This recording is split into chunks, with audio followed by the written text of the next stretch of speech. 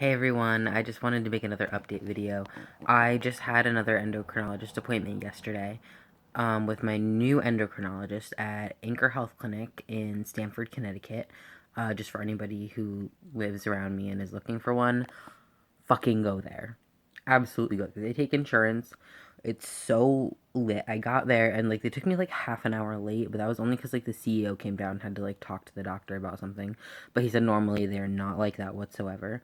Um, but he took me in, and it was a very long, like, initial appointment, about an hour, of, like, questions. It talked about HIV, STIs, what I want, like, T-wise, how long I've been on T, my mental health history, which, took a long time because of my hospitalizations and whatnot. So if that's not your situation, it might be a lot shorter. We talked about, my family's cancer screenings, things like that, and how I'll probably need a pelvic exam really soon. Hey, a fucking another one, because my grandmother had cervical cancer when she was younger. Um, so they want to do one sooner for me rather than later, like before I'm 21, like with a pap smear and everything.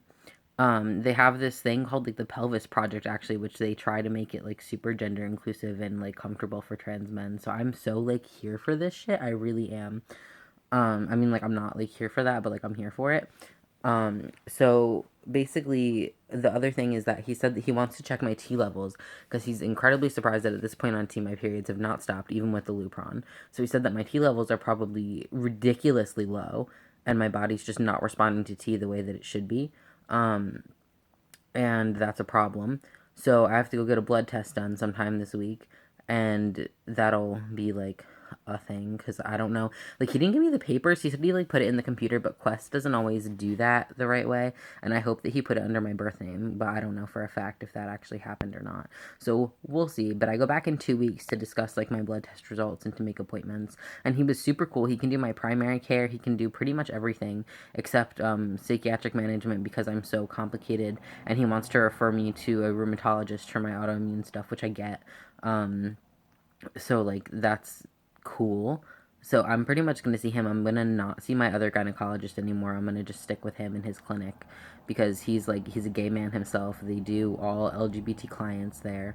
And it's really cool. I actually saw somebody that I know, which I didn't really want to do there because her and I don't exactly get along that great. But like, it was cool seeing a familiar face too. So like, I know that other people who take their transition seriously are going there.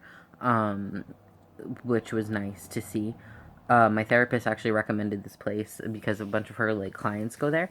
Um, but his name is Doctor Jurg, I think is if I'm remembering correctly. That's how you pronounce it.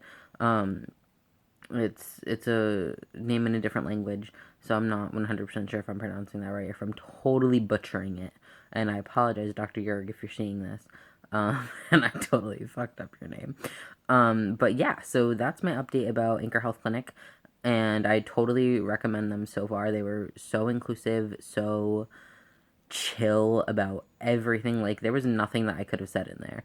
I could have said, I have an orgy every day with 10 different partners, and I am like positive for every STI that exists, and I need your help transitioning. And they would have been like, okay, like, let's get you taken care of. And it like wouldn't have been an issue, no questions asked.